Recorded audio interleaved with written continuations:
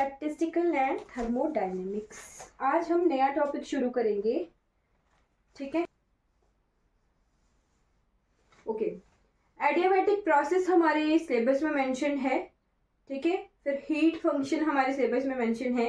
The free energy and thermodynamic potential ये हम कर चुके हैं। थर्मोडायनेमिक पोटेंशियल और फ्री एनर्जी का कंसेप्ट हम कर चुके हैं, ठीक है। Work and quantity of heat, work and quantity of heat यानी हीट और वर्क का क्या रिलेशन है, वो एडियाबैटिक प्रोसेस, प्रेशर, ये चीज हमारी कहाँ कवर होगी, तो आज के टॉपिक में ये कवर होने वाला है। हम यहाँ पर 4 तरह की प्रोसेसेस पढ़ेंगे। कितनी तरह की प्रोसेसेस हमने आज पढ़नी है? 4 टाइप ऑफ प्रोसेसेस जो है हमने पढ़नी है। आपको कोई आइडिया है? जैसे जैसे मैं एक एक प्रोसेस पढ़ाऊंगी, आपको अगर किसी प्रोसेस के बारे में आइडिया होगा तो आपने कमेंट सेक्शन में बता देना है। सबसे पहली प्रोसेस है हमारी आइसोथर्मल प्रोसेस। आइसोथर्मल प्रोसेस, अब हम ज्यादा डेरिवेशन की तरफ नहीं जाएंगे क्योंकि हमारे पास टाइम कम है और हमें मतलब ये है, हमें कंसेप्ट क्लियर होना चाहिए। कंसेप्ट क्लियर के साथ डेरिवेशन हमें नहीं करनी है, बट हमें जो फॉर्मूलाज है कि हाँ ये आइसोथर्मल प्रोसेस है, अगर यहाँ से वर्क डन और क्वांटिटी ऑफ हीट में रिलेशन निकालना है तो वो रिलेशन हमें पता होना चाहिए, ठीक है।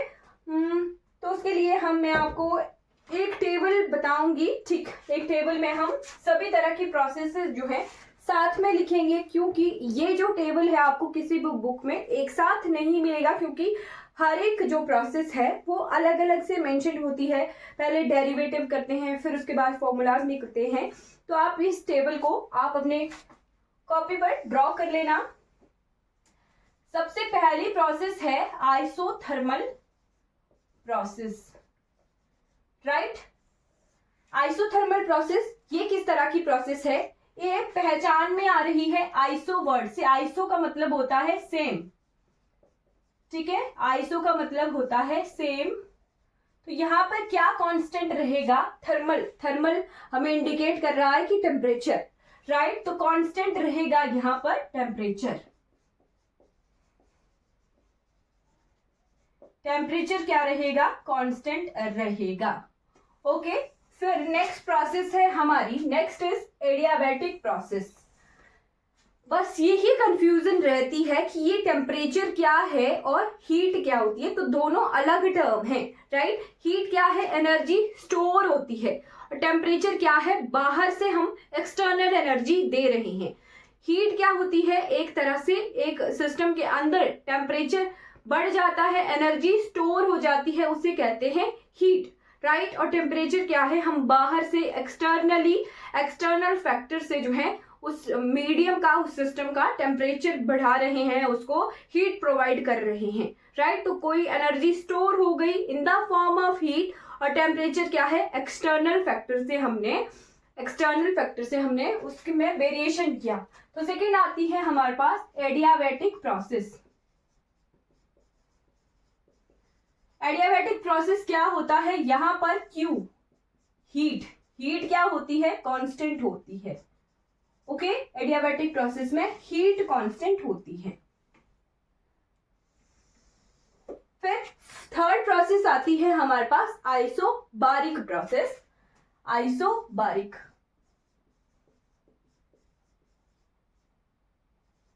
आइसोबारिक प्रोसेस, आइसोथर्मल प्रोसेस, ये सिलेबस में डायरेक्ट मेंशन नहीं है, बट आपको हीट फंक्शन दिया है, फिर टेम्परेचर के साथ रिलेशन दिए हैं, ठीक है। फिर एडियाबैटिक प्रोसेस के बाद बोला है pressure, work and quality of heat. तो ये जो pressure, work and quality of heat, यहीं पर ही इसी एक लाइन में ये चारों प्रोसेस जो हैं इसी लाइन में आ जाती हैं, ठीक है। तो फोर्थ प्रोसेस है हमारी isochoric process. Isochoric process. Isobar, bar किसके लिए यूज करते हैं? हम प्रेशर के लिए यूज करते हैं, ठीक। तो प्रेशर जो है आइसोबारिक प्रोसेस में कांस्टेंट रहेगा, ठीक है जी। प्रेशर कांस्टेंट, और आइसोकोहरिक प्रोसेस में वॉल्यूम हमारा कांस्टेंट रहता है। ठीक है जी। अब ये दो जो फैक्टर हैं, प्रेशर और वॉल्यूम, इनका किसी सिस्टम की बॉल्स से कोई कंसर्न नहीं है, राइट। अब किसी पर प्रेशर लगा रहे हैं, एक्सटर्नली प्रेशर अप्लाई कर रहे हैं, वॉल्यूम कम हो जाता है, प्रेशर कम हुआ, सिस्टम ने एक्सपेंशन की, वॉल्यूम ज्यादा हो जाता है। तो यहाँ पर कंटेनर की वॉल से कोई रिलेशन, सिस्टम की वॉल से इन दो प्रोसेसेस में रिलेशन नहीं होता है। बट एग्जाम का मोस्ट फेवरेट क्वेश्चन है कि एडियाबैटिक प्रोसेस में जो हमारा सिस्टम है उसकी वॉल्स किस तरह की होनी चाहिए, और आइसोथर्मल प्रोसेस में जो हमारा सिस्टम है या कंटेनर है उसकी वॉल्स किस तरह की होती हैं।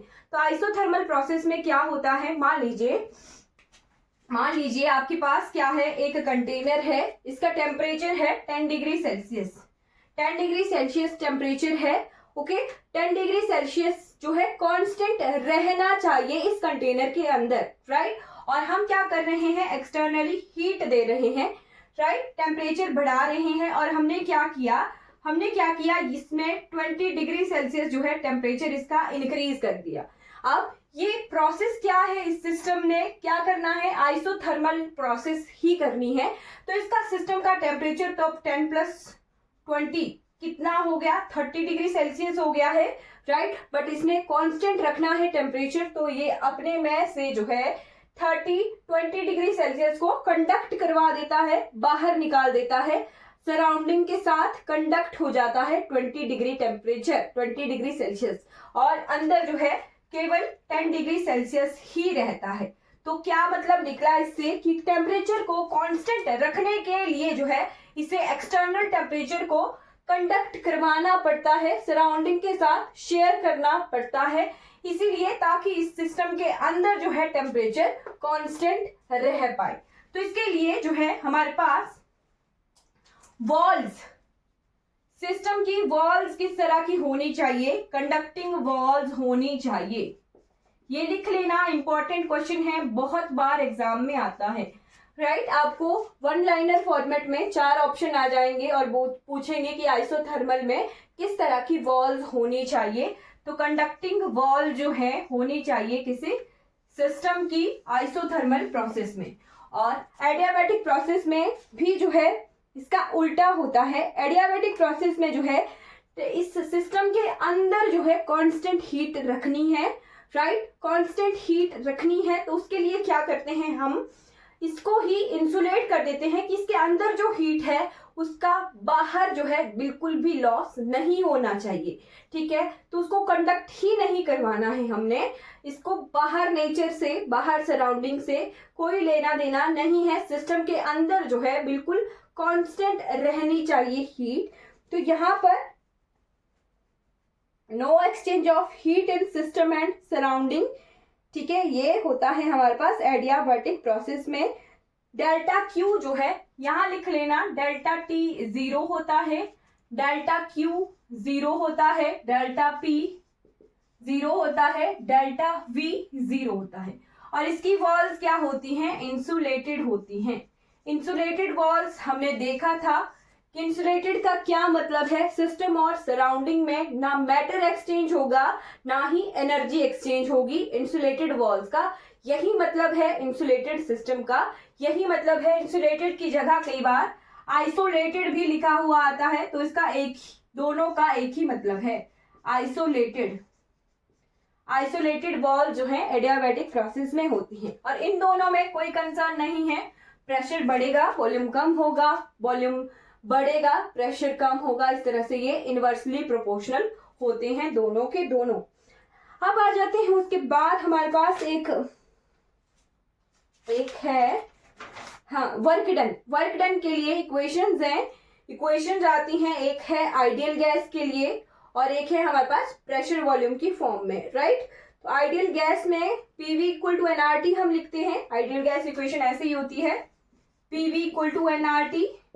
इसको भी हमें आगे करना पड़ेगा क्योंकि non ideal gases, ideal gases का हमारे पास वैन डर वाल गैस, ये आइडियल गैस इक्वेशन है, इसी को ही हम वैंडरवाल गैस इक्वेशन में कन्वर्ट करेंगे, वो आगे हम पढ़ेंगे, आने वाली कुछ क्लासेस में हम इसे कवर करेंगे, राइट। बट यहाँ पर हमें यहाँ से पता क्या लग रहा है कि प्रेशर और वॉल्यूम का टेम्परेचर के साथ क्या रिलेशन है।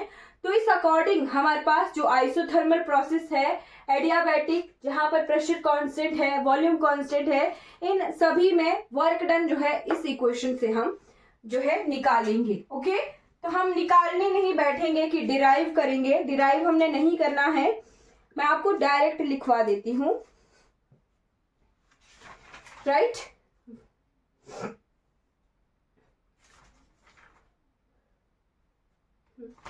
यहां पर मैं एक और भी लिखवाऊंगी एडियाबैटिक प्रोसेस के लिए। पहले वर्क डन लिख लीजिए। Work done for isothermal process, W is equal to, दो इक्वेशन है, एक इक्वेशन एनआरटी की फॉर्म में होगी और एक टेम्परेचर की फॉर्म में होगी और एक प्रेशर की फॉर्म में होगी, एक वॉल्यूम की फॉर्म में होगी। NRT log V2 upon V1 और एक है W is equal to NRT P1 by P2।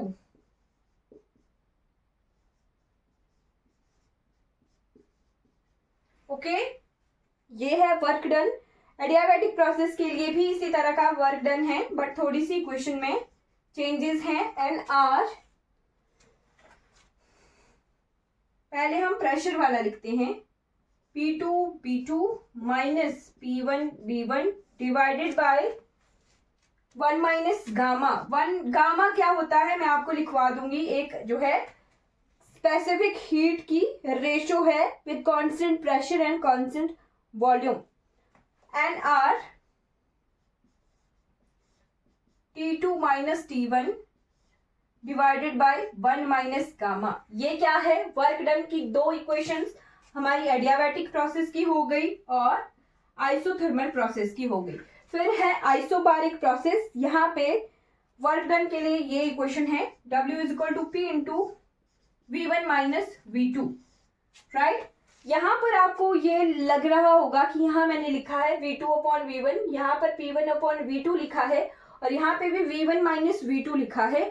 तो ये क्या होता है, इनिशियल वॉल्यूम पहले ज्यादा होता है फिर कम की तरफ जाता है, तो प्रेशर जब हम वेरी करते हैं उस हिसाब से हमारे पास वॉल्यूम में भी वेरिएशन होती है। V1 बड़ा होगा, V2 बड़ा होगा, डिपेंड करेगा कि आपके पास क्वेश्चन में किस तरह के वैल्यूज दी हैं। ओके, एग्जाम में ये वाली क्वेश्चन आपने याद रखनी है, इससे ज्यादातर न्यूमेरिकल आते हैं।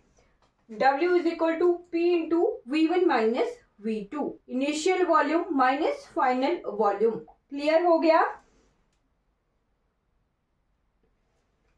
राइट। V2 माइनस V1 है, ऐसे ये W की V1 टू V2 PdV, इस इक्वेशन से हमने डायरेक्ट निकाला है ये, right. dW is equal to PdV हम निकाल रहे थे वर्क डन की इक्वेशन, और इसी से ही हमने प्रेशर को कांस्टेंट रखा है, P बाहर है, इसकी dV की डिफरेंशिएशन होगी V और V2 माइनस V1 लिमिट से माइनस कर दिया, ठीक है। तो ये क्लियर हो गया।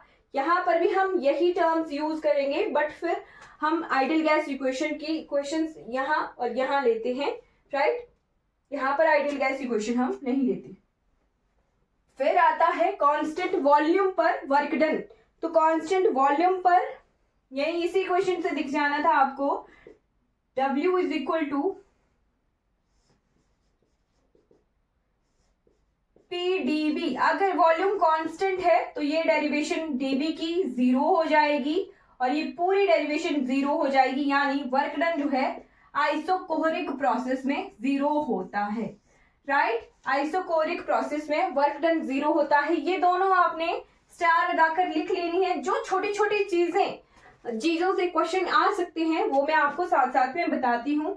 इस इक्वेशन का प्रीवियस 2018 के टेट में 2016 में हुआ था ना टेट, हाँ, तो यहाँ पर ये क्वेश्चन आया हुआ था। क्लियर, ये ध्यान रखना है। पीजीटी 2016 के वाले में ये क्वेश्चन आया था और ये क्वेश्चन से क्वेश्चन आया था कंडक्टिंग वॉल से। इसको भी ध्यान रखना है, जो छोटी छोटी चीजें हम नेग्लेक्ट करते हैं वहीं से ही क्वेश्चन आते हैं, राइट। फिर आता है ग्राफ से क्वेश्चन। तो इन चारों प्रोसेसेस के लिए ग्राफ से क्या किस तरह का क्वेश्चन आता है वो भी हम देख लेते हैं। प्रेशर और वॉल्यूम में हम ग्राफ बनाएंगे।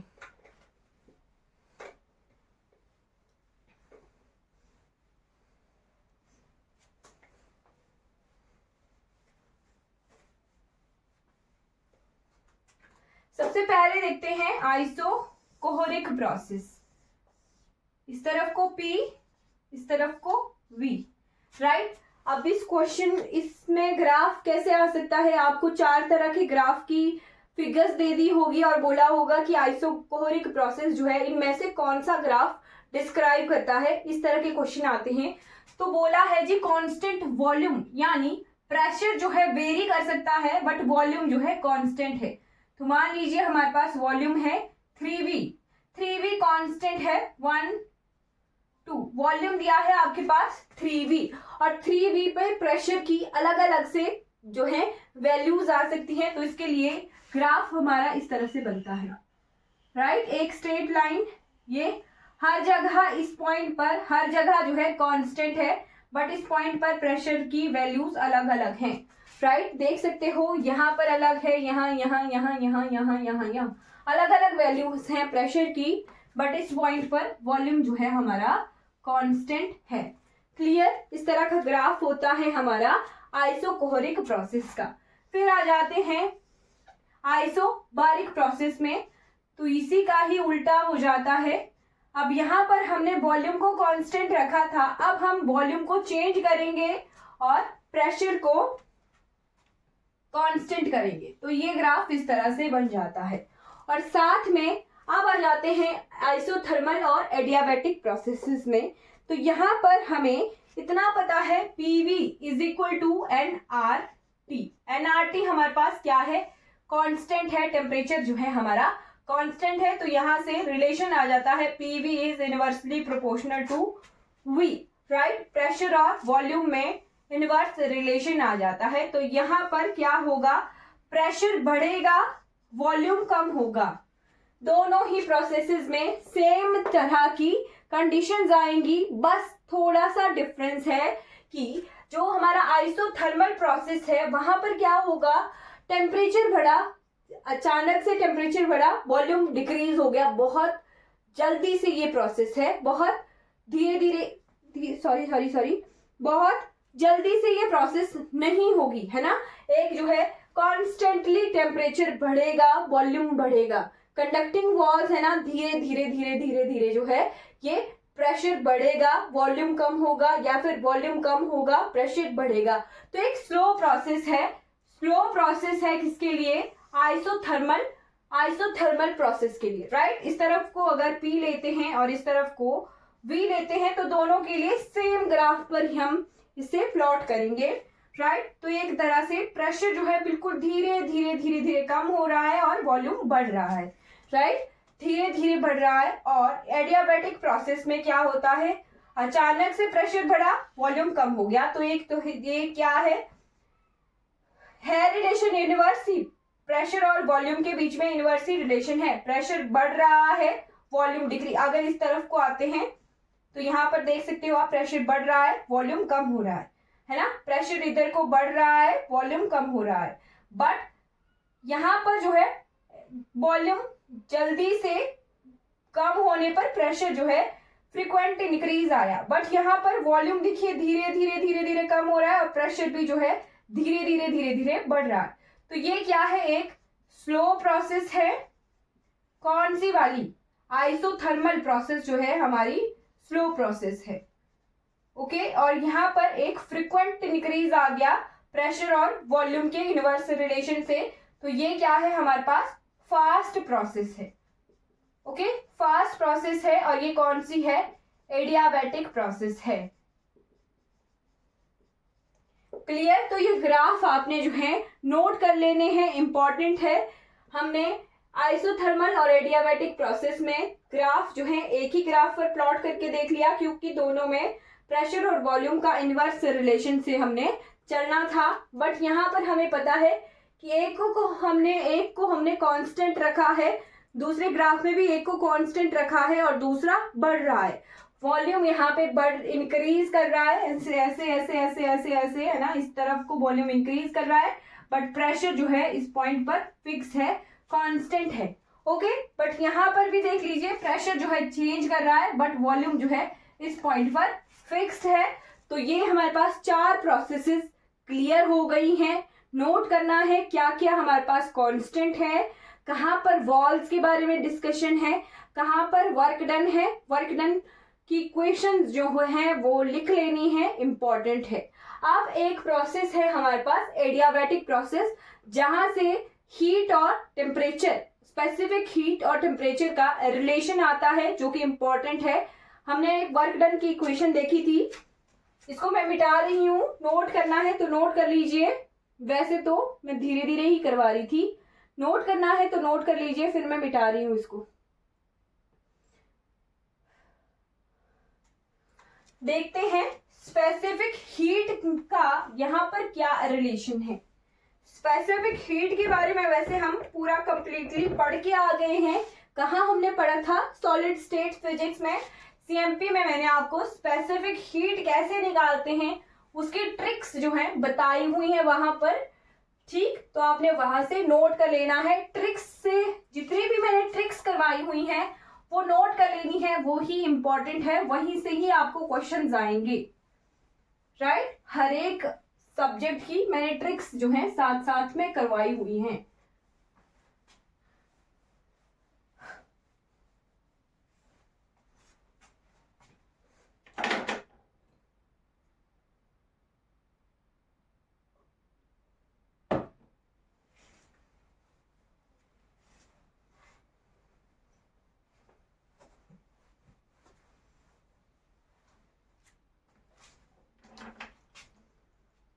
ओके, हाँ, वर्क डन मैंने लिखवाया था आपको एडियाबैटिक प्रोसेस में।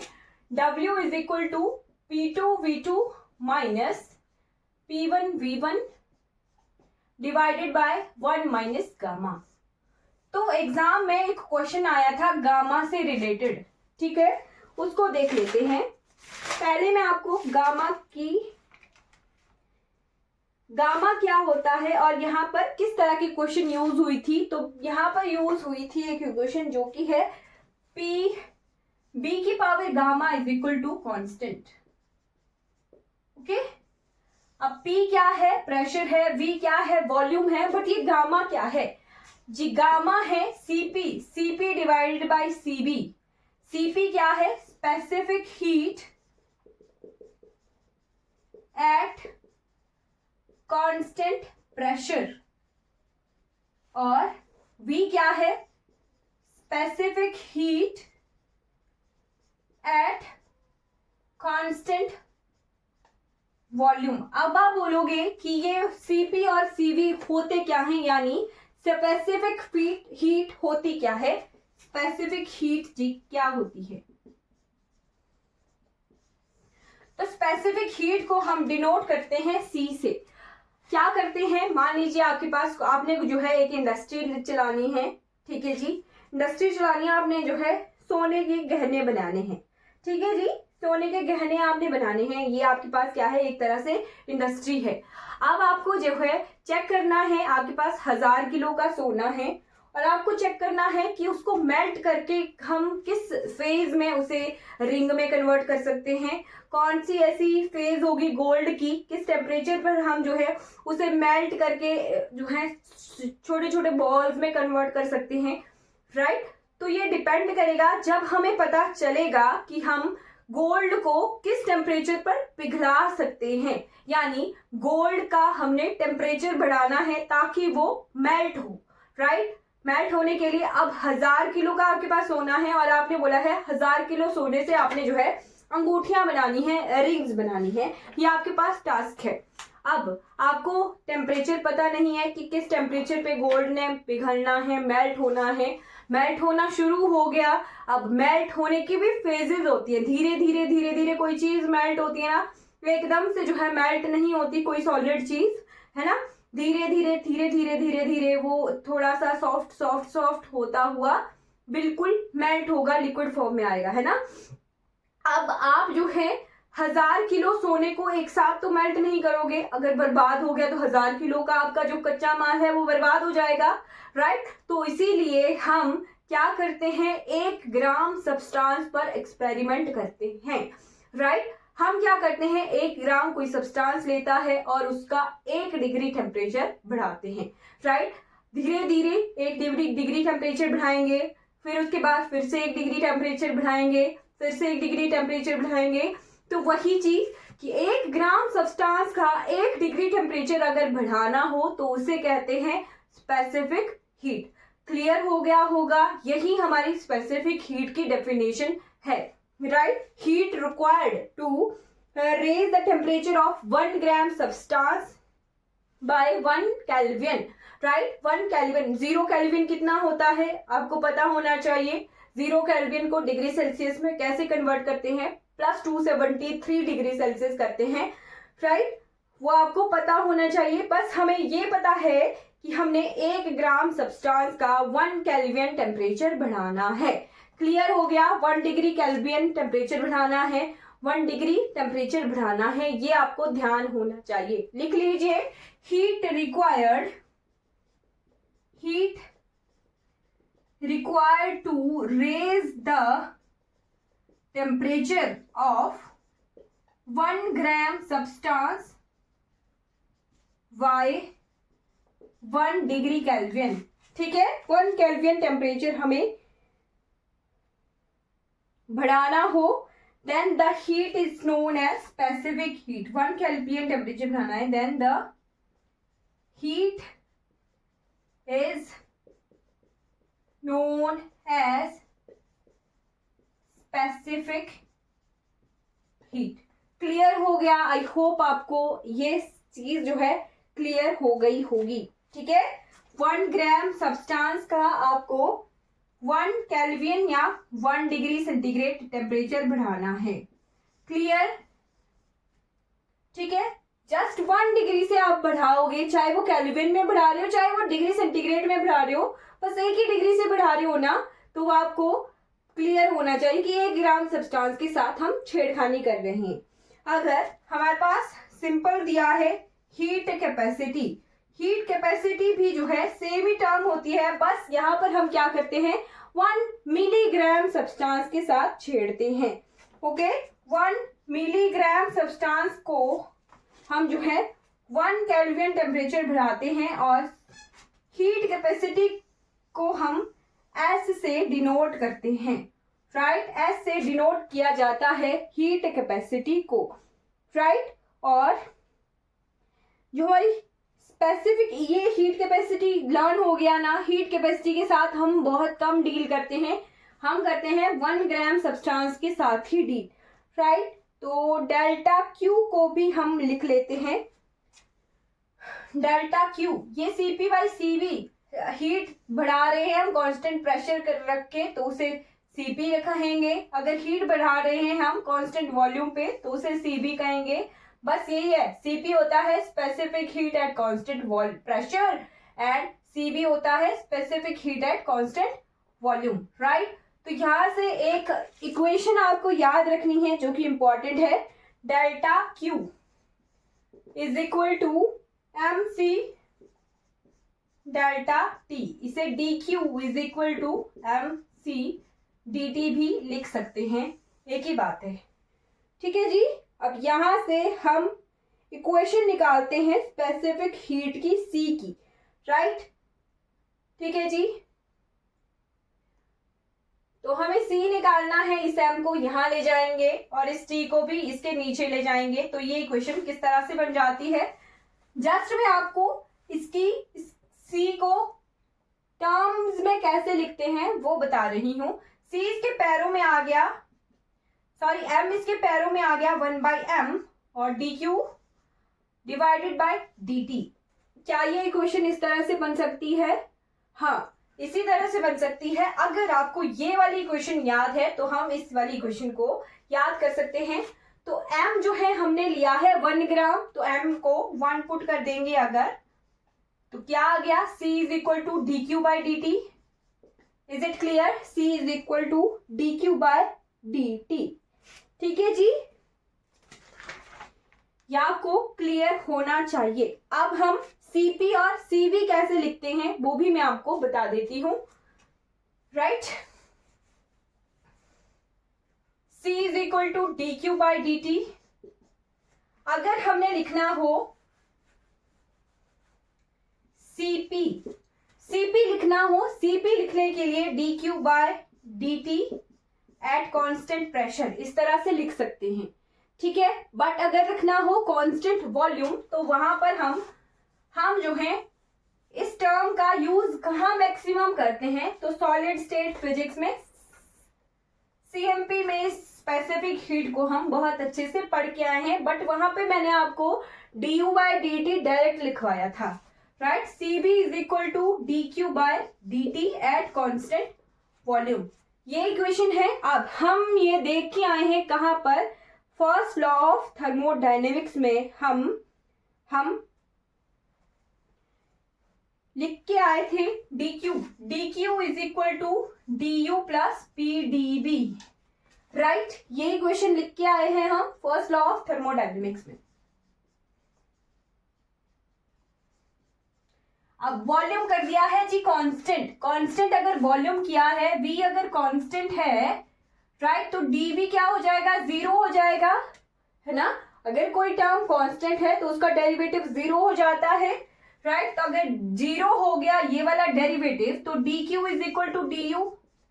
राइट, dQ को du लिख सकते हैं, तो यहां पर हम dQ को रिप्लेस कर देंगे du by dt by b, और इस टर्म को ही हम मैक्सिमम यूज करते हैं।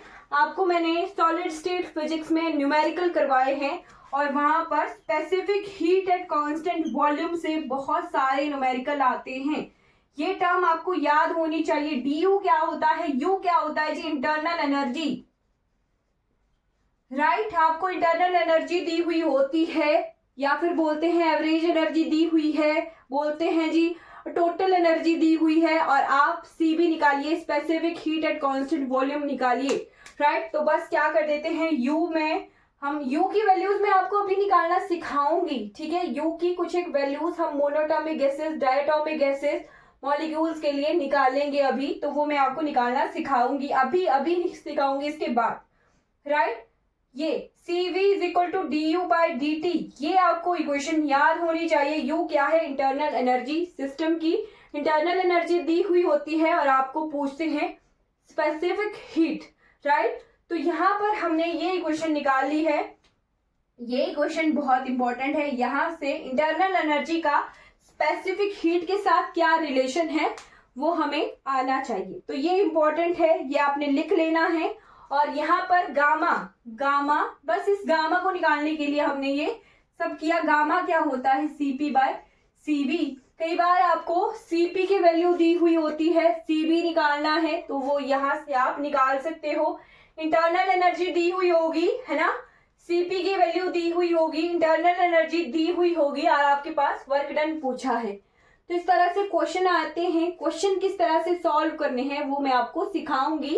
कुछ एक क्वेश्चन मैं आपको या तो क्लास में ही सॉल्व करवा दूंगी, या फिर उनके क्लास के सॉल्यूशन विद सॉल्यूशन आपको क्वेश्चन जो है भेज दूंगी।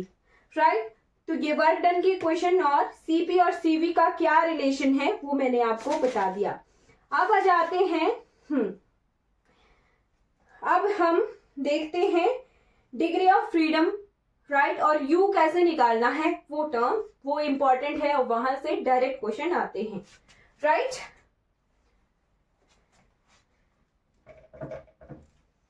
सिस्टम की इंटरनल एनर्जी दी हुई होती है और पूछते हैं degree of freedom. Right, degree of freedom का भी हम कवर करके आए हैं। कहां पर हमने कवर किया है इसे, क्लासिकल मैकेनिक्स में, बट फिर से रिवाइज करवा देती हूं मैं।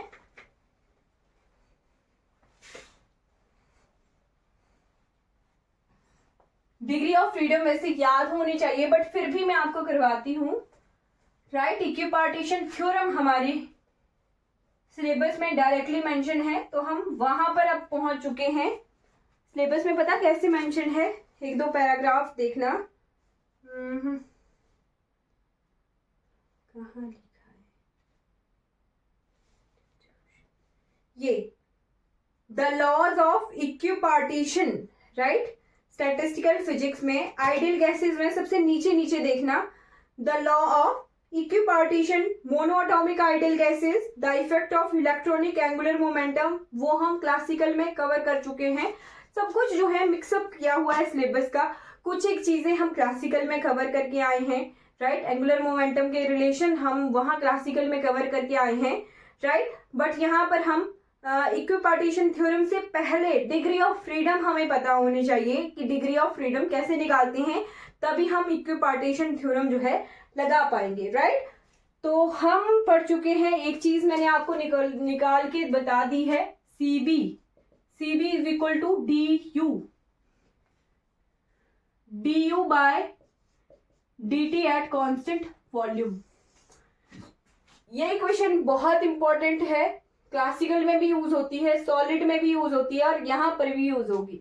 ओके, तो यहाँ हम देखते हैं degree of freedom. Degree of freedom होता क्या है जी, ये होते हैं नंबर ऑफ इंडिपेंडेंट वेरिएबल और number of independent coordinates to define the system, right. जैसे कि मैं मान लो एक सिस्टम हूं और मैं एक जगह, इस जगह जो है खड़ी हुई हूं, राइट। तो मेरी पोजीशन निकालने के लिए 3D सिस्टम में कितने कोऑर्डिनेट्स की जरूरत पड़ेगी, 3 कोऑर्डिनेट्स की जरूरत पड़ेगी, x, y, z, राइट। और x, y, z जो है किसी 3D सिस्टम में, अब मैं एक ही पार्टिकल हूं, मान लीजिए मैं एक ही पार्टिकल हूं, मैं x कोऑर्डिनेट में भी जा सकती हूँ, y में भी जा सकती हूँ, z में भी जा सकती हूँ, राइट। x में भी जा सकती हूँ, y में भी जा सकती हूँ, z में भी जा सकती हूँ, मेरे को कोई रोक टोक नहीं है, एक ही अकेली पार्टिकल हूं मैं, राइट। तो मेरे लिए क्या है, 3 इंडिपेंडेंट कोऑर्डिनेट्स जो हैं मेरे पोजीशन को डिस्क्राइब कर सकते हैं, मेरी स्टेट को डिफाइन कर सकते हैं। तो वही डिग्री ऑफ फ्रीडम का मतलब होता है कि number of independent coordinates to describe a system, clear. Number of independent coordinate to describe a particle, clear हो गया। लिख लेना, नंबर ऑफ इंडिपेंडेंट कोऑर्डिनेट्स को हम डिग्री ऑफ फ्रीडम कहते हैं। Number of independent coordinates. अब ये इंडिपेंडेंट कोऑर्डिनेट्स जो हैं चेंज हो जाते हैं जब हम सिस्टम पर लगा देते हैं कंस्ट्रेंट हम बहुत अच्छे से क्लासिकल मैकेनिक्स में पढ़ के आए हैं, राइट। कंस्ट्रेंट क्या होता है, कंस्ट्रेंट होते हैं रिस्ट्रिक्शंस इन मोशन। किसी पार्टिकल के मोशन के लिए हम कोई रोक टोक लगा रहे हैं तो उसे कंस्ट्रेंट कहते हैं। सिंपल सी ये डेफिनेशन है, बाकी किताबी डेफिनेशन छोड़ देनी है। बस किसी पार्टिकल के मोशन के लिए जितने भी हम रिस्ट्रिक्शन लगा दें उन्हें हम कंस्ट्रेंट कहते हैं। तो इसके लिए एक इक्वेशन होती है 3n-k, राइट। अब k बताने के लिए मैंने आपको ये कंस्ट्रेंट की डेफिनेशन बताई है। यहाँ सिस्टम में k जो है कंस्ट्रेंट होता है और n क्या है, n is number of particle, right. ये इक्वेशन किसकी है, तो ये इक्वेशन है डिग्री ऑफ फ्रीडम की, 3n-k। ओके, क्लियर हो गया। तो 3n-k क्या है, ये 3D में किसी सिस्टम की 3D में 3n-k जो है डिग्री ऑफ फ्रीडम की इक्वेशन है। 2D के लिए 2n-k हो जाएगा और 1D के लिए 1n-k हो जाएगा, राइट। ये हम बहुत अच्छे से पढ़ के आए हैं, बट हम हमेशा रियल लाइफ में 3D सिस्टम्स के साथ डील करते हैं। तो अगर क्वेश्चन में डायमेंशंस नहीं दिए हैं और आपको पूछा है कि ये जो है आप मोनो एटॉमिक गैस के लिए सिंगल पार्टिकल गैस के लिए जो है कंस्ट्रेंट बताइए या फिर इक्विपार्टीशन थ्योरम के थ्रू इंटरनल एनर्जी निकालिए, तो वो यहाँ से रिलेशन बन रहा है कि किस तरह से हमने इंटरनल एनर्जी निकालनी है और फिर किस तरह से हम स्पेसिफिक हीट निकाल सकते हैं, वहां तक हम पहुंचेंगे, राइट। तो पहले हमें डिग्री ऑफ फ्रीडम पता होनी चाहिए। ओके, क्लियर हो गया। ये इक्वेशन आपको क्लियर हो गई कि 3n-k जो है डिग्री ऑफ फ्रीडम के लिए इक्वेशन है। n क्या है, नंबर ऑफ पार्टिकल, और k क्या है, किसी सिस्टम में उसके मोशन पर रिस्ट्रिक्शन यानी कंस्ट्रेंट है। अब एक ग्राफ टेबल बना लेना है। ये टेबल हम मैकेनिक्स में बना ही चुके हैं, बट यहाँ पर भी बना लीजिए क्योंकि फिर आगे ये यूज होगा।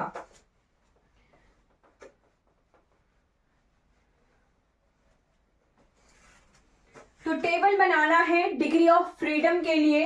ये आपको याद हो तो बेहतर है, नहीं याद हो तो इक्वेशन से आप निकाल सकते हो। 3n के इक्वेशन में, जो कि 3D में ही यूज करनी होती है, बाकी अलग अलग डायमेंशंस के लिए अलग अलग इक्वेशन होती है। तो पहले हम लेते हैं monoatomic gas, right. Monoatomic gas भी हो सकता है, कोई पार्टिकल भी हो सकता है। फॉर एग्जाम्पल हमारे पास आइडियल गैसेस जितनी भी होती हैं वो मोनोएटॉमिक होती हैं। तो आपके पास अगर इक्विपार्टीशन थ्योरम दी हुई है आइडियल गैसेस की, तो वो यहाँ मोनोएटॉमिक के डिग्री ऑफ फ्रीडम से सॉल्व होंगी। यानी डायरेक्टली मेंशन इस तरह से दिया है कि हाँ इसके लिए निकालिए, तो अलग अलग नहीं करेंगे, हम एक साथ लेके चलेंगे और एक साथ ही इन्हें सॉल्व करेंगे।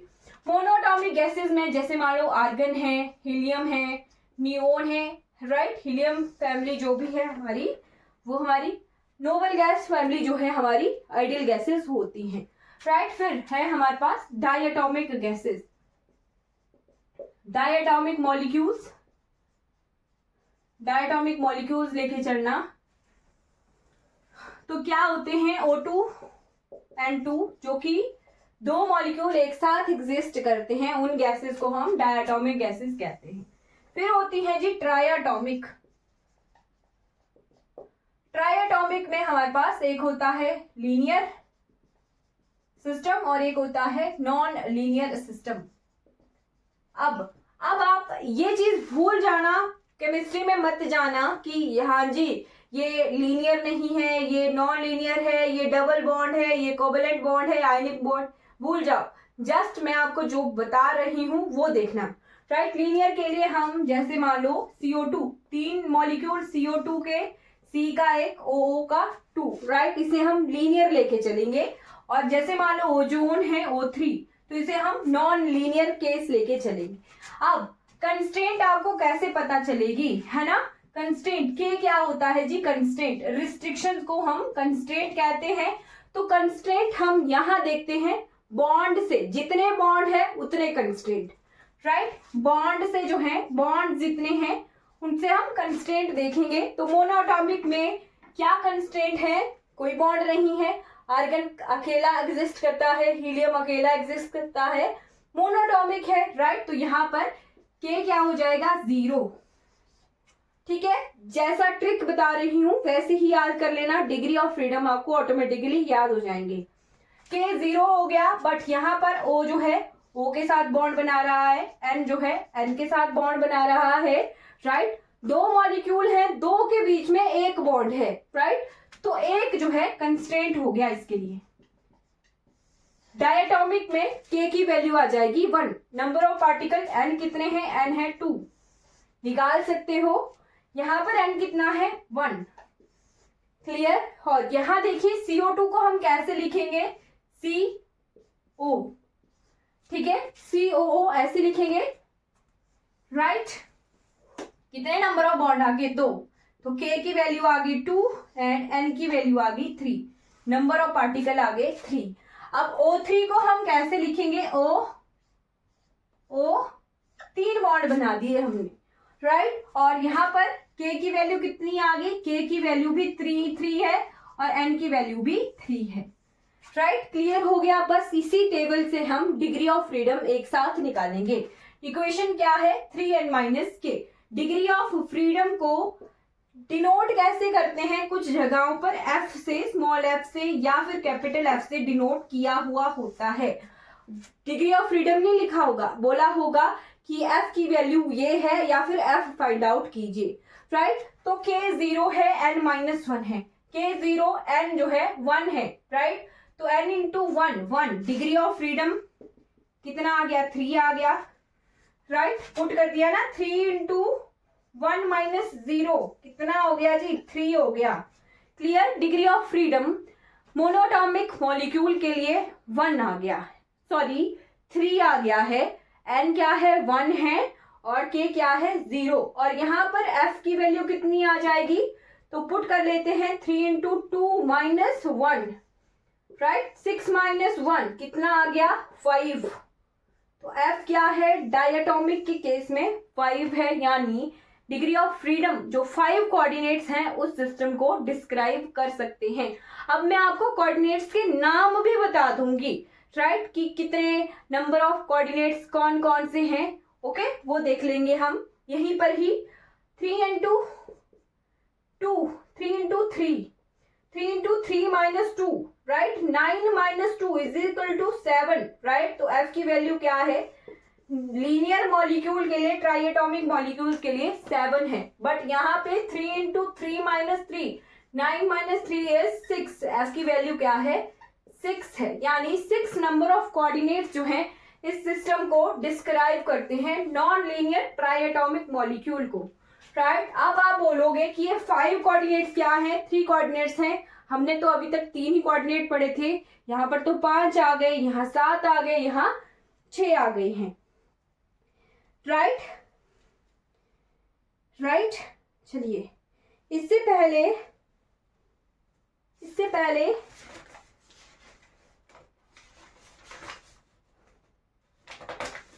जो है वो हम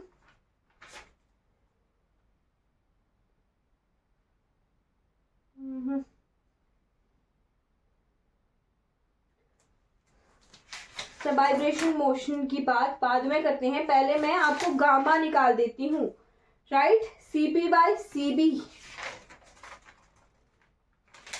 क्या यहाँ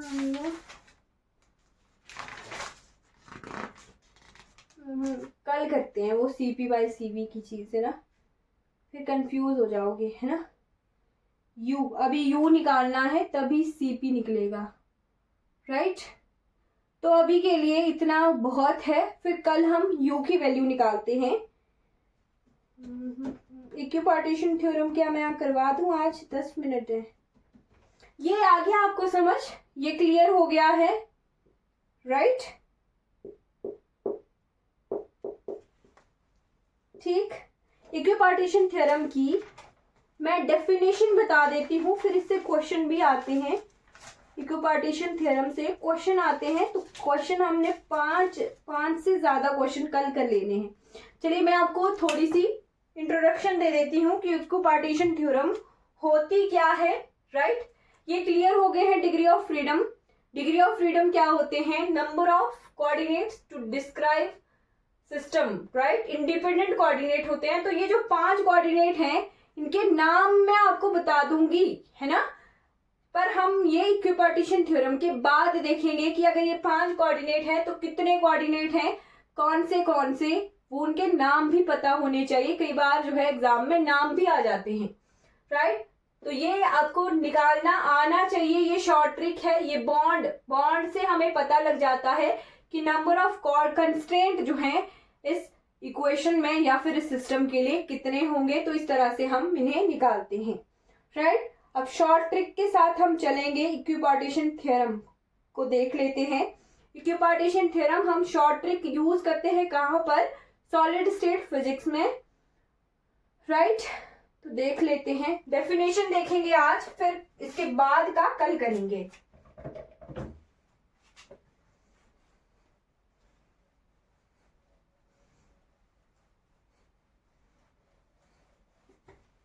हाँ जी, कोई डाउट है क्लास से तो पूछ लेना।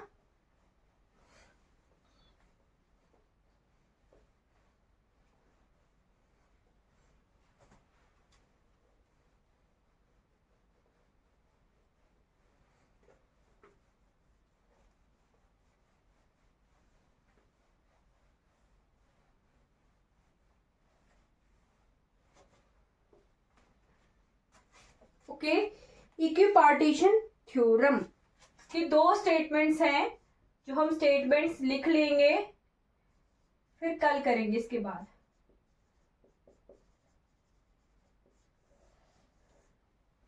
वैसे हम सीरीज में चले हुए हैं कि इसके बाद ये आता है, इसके बाद ये आता है, बट हमारे सिलेबस में ना सीरीज में नहीं है, सिलेबस में ऊपर नीचे दिया हुआ है।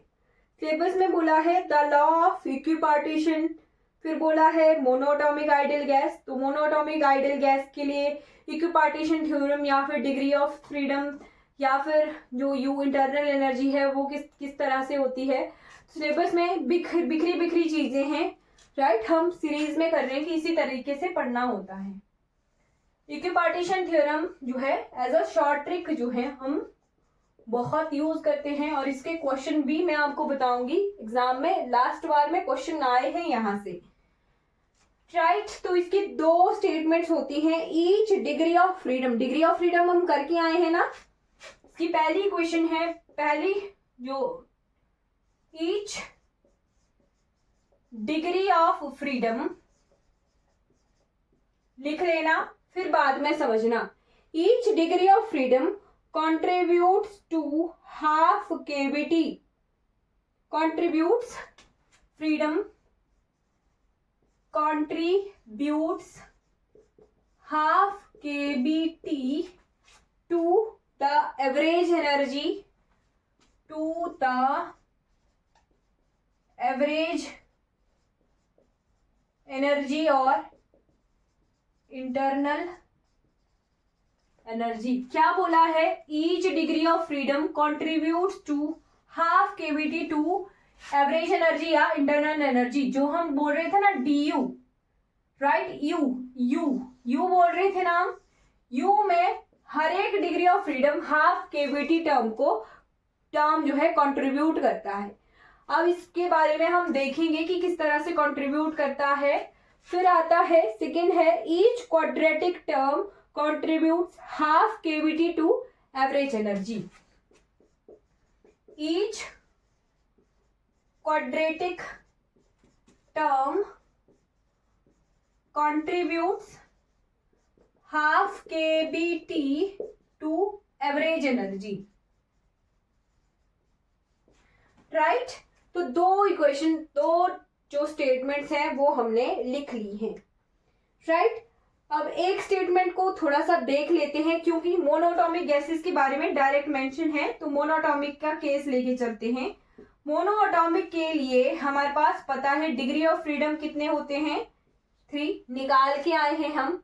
डिग्री ऑफ फ्रीडम कितने हैं, 3 हैं, राइट। अब इस स्टेटमेंट में क्या बोला है कि डिग्री ऑफ फ्रीडम, जितने भी डिग्री ऑफ फ्रीडम होंगे वो कंट्रीब्यूट करेंगे half K V T to average energy. यानी हम अगर मोनोटॉमिक गैस के लिए एवरेज एनर्जी लिखें तो कितने डिग्री ऑफ फ्रीडम है, 3 है। तो क्या इसे हम half KBT plus half KBT plus half KBT ऐसे लिख सकते हैं, राइट। अगर ऐसे ना लिखना हो या इसे ऐसे लिख सकते हैं 3 into half KBT. Is it clear? ऐसे लिखा जा सकता है, राइट। इसका भी यही मतलब है 3/2 kBt और इसका भी मतलब है 3/2 kBt, right. Is it clear? यानी अगर हमें डिग्री ऑफ फ्रीडम पता है तो हम उस सिस्टम की, उस मोनोटॉमिक गैस की इंटरनल एनर्जी को डायरेक्ट लिख सकते हैं। डिग्री ऑफ फ्रीडम निकालना सीख लिए हैं, इंटरनल एनर्जी हम डिग्री ऑफ फ्रीडम से लिख सकते हैं, राइट। तो डिग्री ऑफ फ्रीडम है 3, तो यू कितना आ गया, 3 into half KBT, that is 3/2 KBT for monoatomic gas. Clear हो गया? ऐसे ही हम और भी लिख सकते हैं। चलो ये वाला टर्म हम कर ही लेते हैं कवर।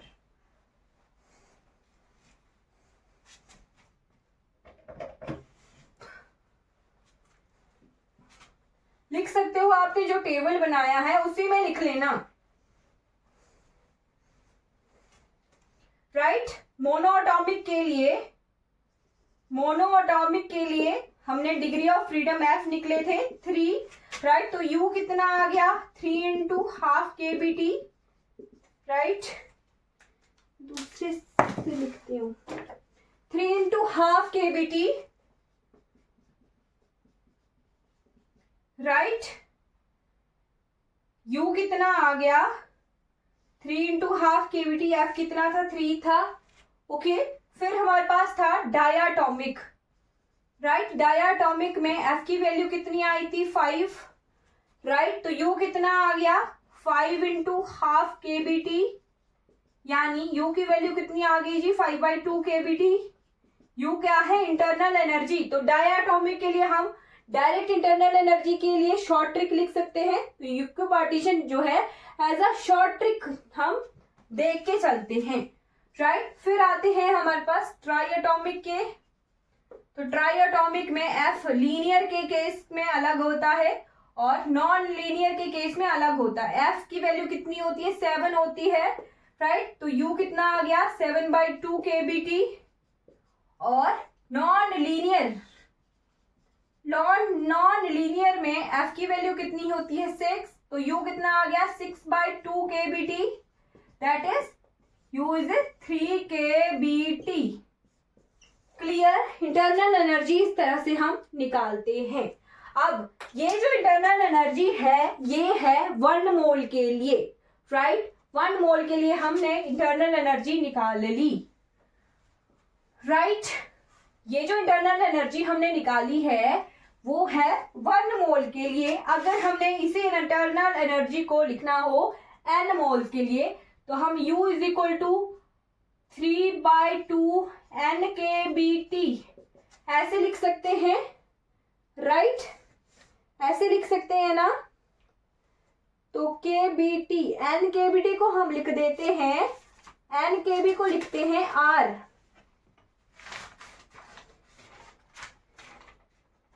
ठीक है।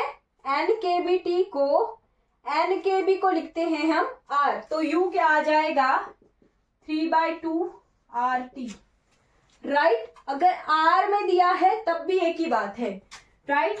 अगर 1 मोल के लिए हम लिखते हैं 1 मोल के लिए हम लिखते हैं हाफ KBT,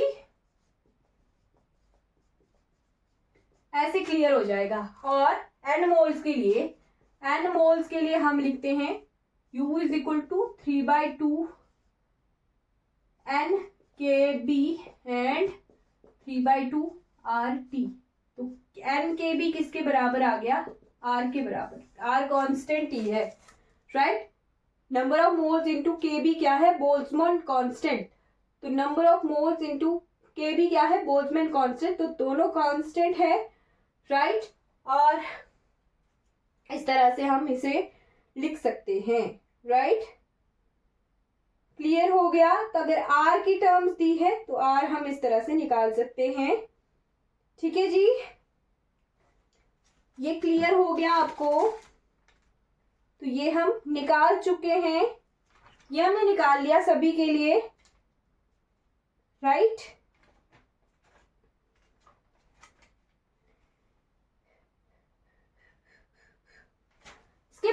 इसके बाद वैसे एक साथ ही करना चाहिए था क्योंकि यहां से हमें ये आ जाना था du/dt at constant V, CV की वैल्यू आ जानी थी, राइट। कांस्टेंट V रखा है तो टेम्परेचर हम जो है निकाल सकते हैं यहां से। चलो कल करते हैं इसके बाद वाला टर्म, है ना,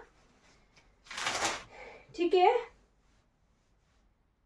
इसके बाद हम कल करते हैं क्योंकि डेरिवेटिव आ जाएगा, T का डेरिवेटिव 1 हो जाएगा, यहाँ पे 1 हो जाएगा तो T हट जाएगा और CV की वैल्यू ऐसे आ जाएगी। जैसे मान लो हम थोड़ा सा मैं आपको आइडिया दूं तो CV क्या होता है du/dt, यानी इसका डेरिवेटिव हो रहा है 3/2 RT का डेरिवेटिव हो रहा है dt के साथ। तो CV कितना आ जाएगा यहाँ से 3/2 R, इसका डेरिवेटिव T का 1 हो गया। तो इसको कल करके चलते हैं। फिर हम यहाँ से गामा की वैल्यू CP/CV निकालेंगे, ये रेशो निकालेंगे, राइट। गामा की रेशो निकालेंगे और गामा की रेशो का एक क्वेश्चन आता है वो हम कल देखते हैं, ठीक है। तो आज हम इतना ही पढ़ते हैं।